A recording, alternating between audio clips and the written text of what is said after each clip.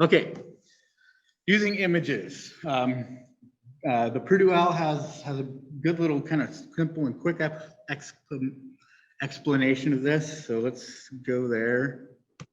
So what we want to do is when we're using images, make sure that the images, the first thing is make sure we've got a good, clear image. Sometimes if we're taking image from somewhere else, it's really small. What happens when you try to make it larger? Fuzzes out, yeah. So you want to make sure that you have a good resolution, high resolution image to start with. Second thing they point out, image credits, right? Always credit your images. Right, and so this is the basic format of a citation, the title of the work, who created it,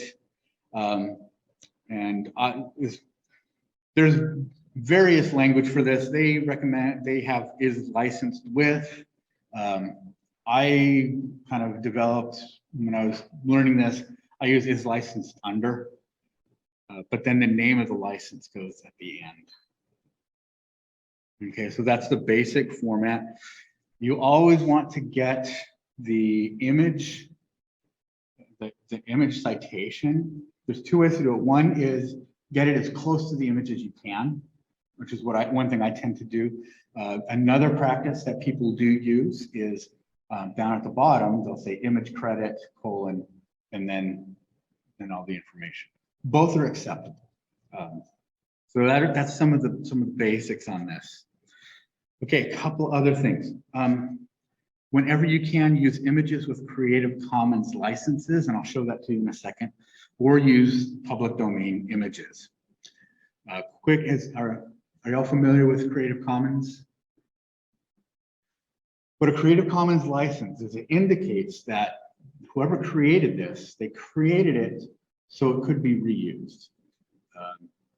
It's kind of a rebellion against publishers.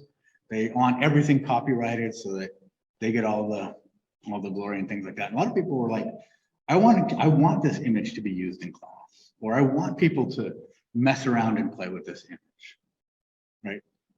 So Creative Commons licenses allow for that. The other one is public domain. Is this familiar to you? Talked a little bit about it earlier. Public domain means that it's not under a copyright protection anymore. And I put this one here, this picture here for a fun reason. This year, on January 1, the book Winnie the Pooh went into the public domain. So that means the artwork that went with the original is now in the public domain. It's important to notice that though, because the Disney artwork is still under protection. But I can't tell you, I am so looking forward to the next few weeks and months to see what people do with the image with these original images of Winnie the Pooh. I'm expecting there to be some really funny stuff coming out. So yeah. Okay, so quick demonstration. And I'll show this in Google. In other browsers, these options are available. They may look a little bit different, but the same options are available. What's an image we should look for? Huh? Cookies? All righty, cookies. That's not a confession, is it? I want cookies. Right, so in Google, you do your search, come into images. All right. And those do look yummy right now, don't they?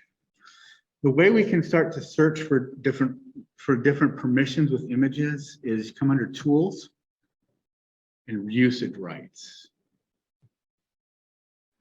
Right, and they'll have all Creative Commons licenses.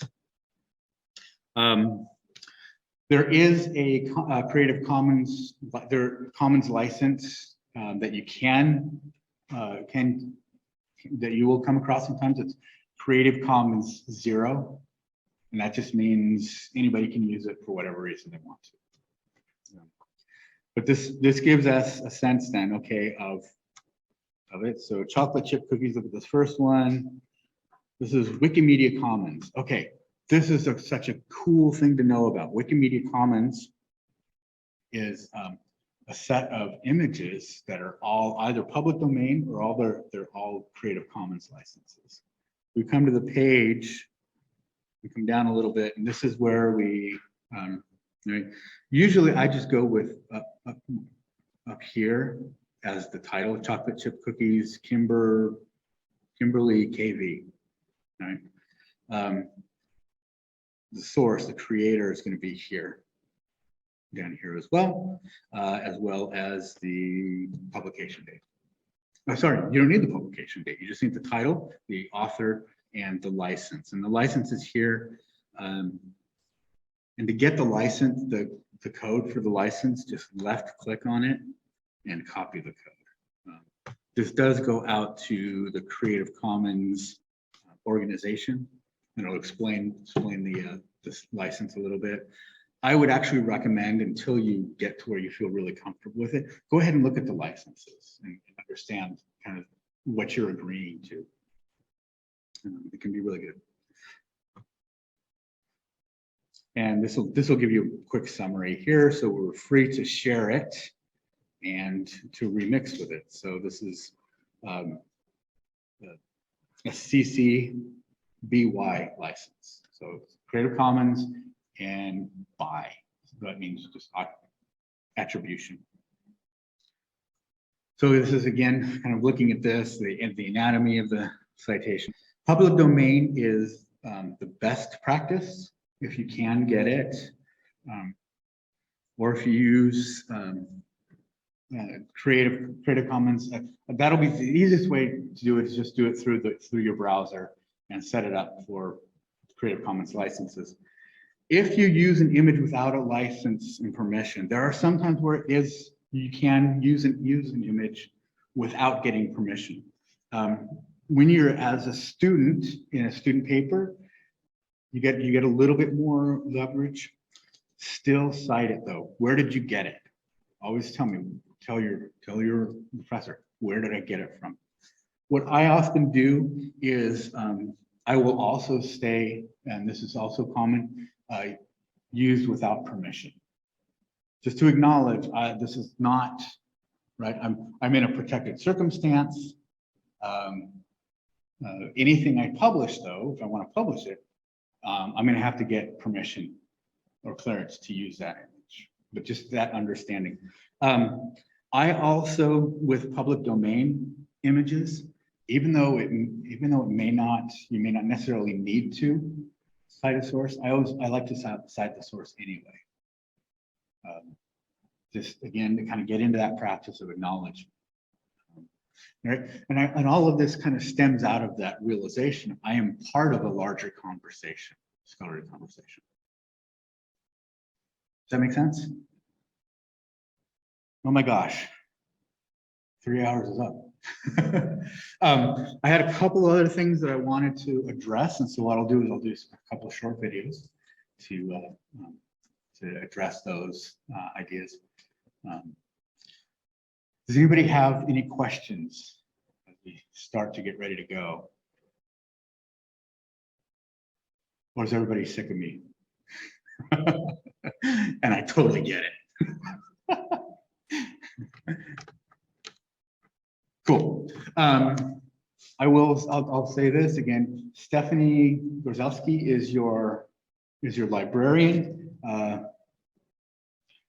But I do offer this. If you do have questions about citation, if you want to email me directly, please go ahead. Feel free. kmoffett@stmartin.edu. I'm more than happy to help with that. Sometimes I get questions like, that's a good question. I'm not exactly sure. So sometimes I have to may take a little bit, and I'll get back to you. So I have to do a lot of extra research. Alrighty. Last thing. You all have so much, I have so much respect for you all persevering through the health crisis. This is it's rough to get through school at this time, to deal with all of that pressure. And I admire you a lot for sticking with it, sticking through it. Appreciate it. And also appreciate you going into the field you're going into.